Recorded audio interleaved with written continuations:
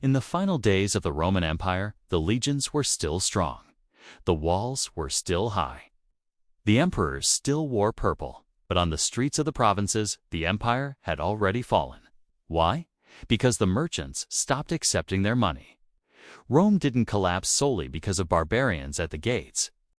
It collapsed because it weaponized its currency to fund endless wars, debasing the silver denarius until the world lost faith in it.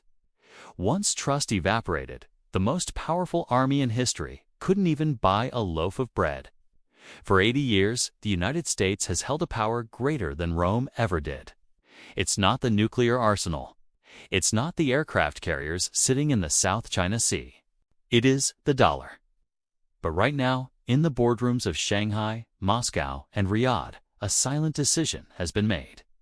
The world is building a trapdoor under the American economy.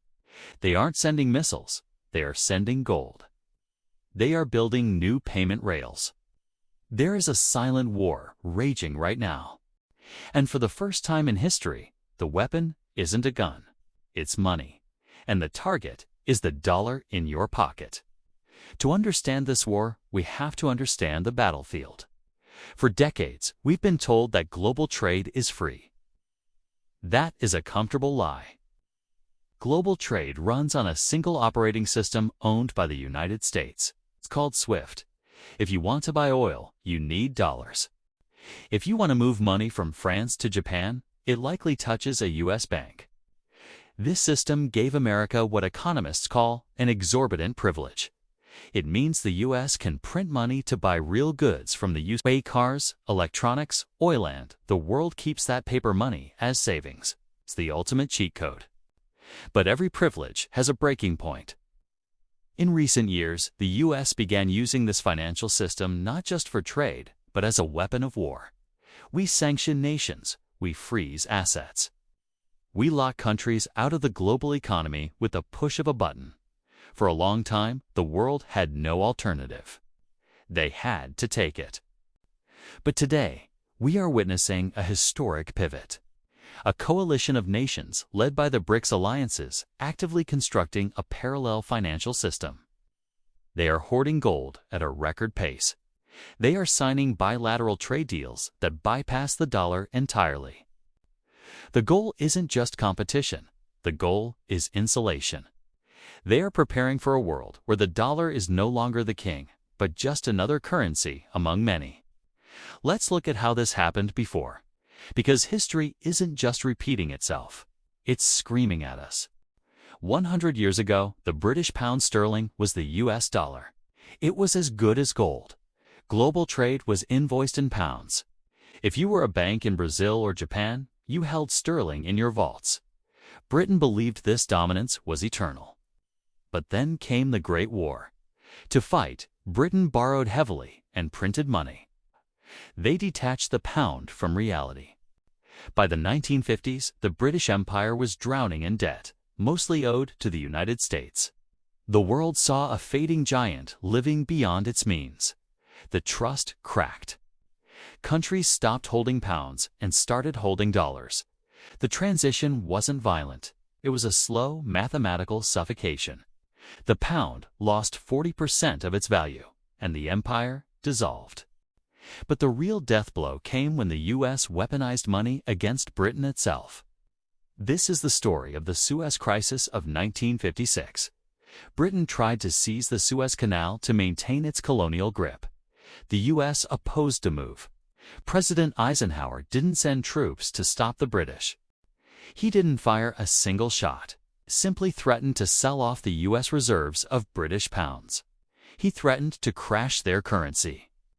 Britain, realizing its economy would collapse within days, was forced to withdraw its troops in humiliation. That was the moment the world learned a lesson that stands true today. If you rely on another nation's currency, you are not sovereign. You are a vassal. And today, China, Russia, and the Global South have remembered that lesson. They are refusing to be the Britain of 1956. And they all made the same mistake. The same one we're making right now. History shows us that currency wars follow a specific 5-stage pattern. It is a cycle of hubris and reaction. Stage 1 is the trap. The dominant power creates a useful system, like the gold standard or the petrodollar. The world joins willingly because it's efficient.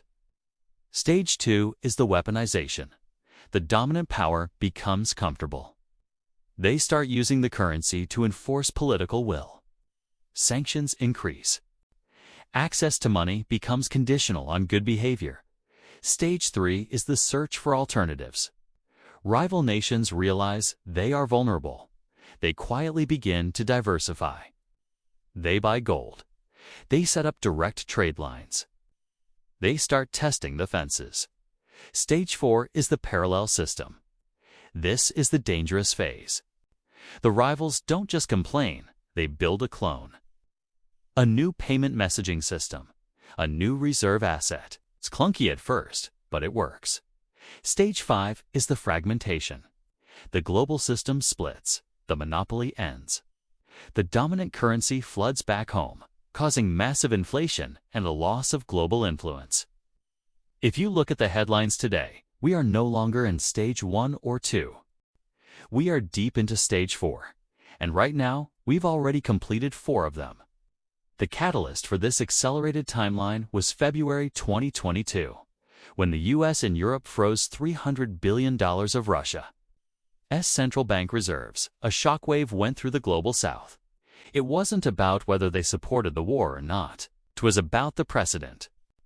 If the US can cancel the savings of a G20 nuclear power overnight, what chance does Saudi Arabia, India, or Brazil have if they disagree with Washington? That moment broke the trust. The dollar went from being a store of value to a political risk. Look at the data. Central banks bought more gold in 2022 and 2023 than at any time since 1967. Who is buying? China, Turkey, India, Singapore. They are trading American debt paper promises for physical gold-neutral assets. They are physically removing their wealth from the U.S. ledger. Then look at the energy markets. The petrodollar del Saudi oil for U.S. securities effectively dead. Saudi Arabia is now openly discussing selling oil in Chinese yuan, and the infrastructure is already here. China has CIPs, their version of SWIFT. Russia has SPFs.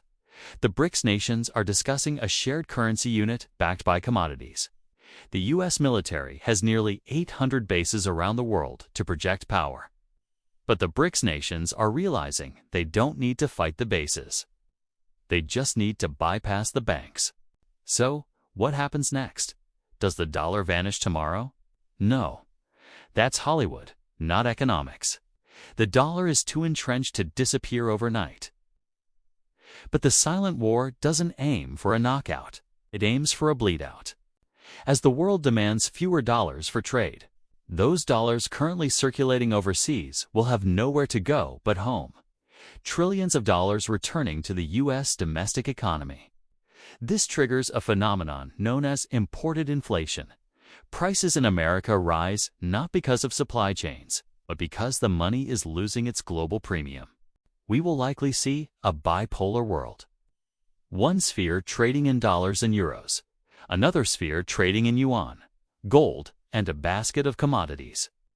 For the U.S., this means the end of the unlimited credit card. The government will no longer be able to run massive deficits funded by foreign nations. Austerity will arrive. Social programs will be cut. Taxes will rise. The weaponization of money works. Until the target builds a shield. That shield is now almost complete.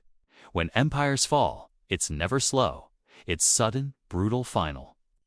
The Roman denarius was once the coin of the world. The Spanish real was the coin of the world. The British pound was the coin of the world.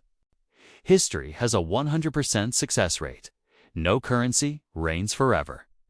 The United States bet that the world needed the dollar more than the dollar needed the trust of the world. It was a gamble, and as the gold vaults in the East fill up, it looks like the house is about to lose. We are watching the financial tectonic plates shift in real time. If you want to understand the economics behind the headlines that the mainstream news ignores, make sure you're subscribed. This is Economy Rewind and history. It's repeating itself.